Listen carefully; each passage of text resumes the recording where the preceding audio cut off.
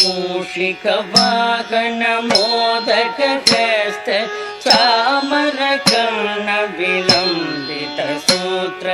वामन रूप महेश्वर पुत्र विघ्न विनायक पाद नमस्ते मूषिकवाहन मोदकहस्त चामरकर्ण विलम्बित सूत्र वामन रूप महेश्वर पुत्र विघ्न विनायक पाद नमस्ते विघ्न विनायक पाद नमस्ते सरस्वती नमस्तुभ्यं वरदे कामरूपिणी विद्यारम्भं करिष्यामि सिद्धिर्भवतु मे सदा सरस्वती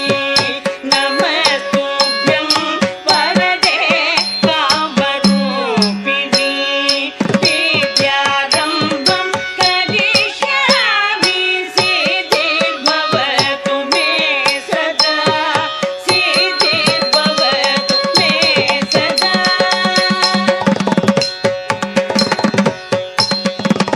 नमस्तेऽस्तु महामाये श्रीपीठे सुरपूजिते शङ्खचक्र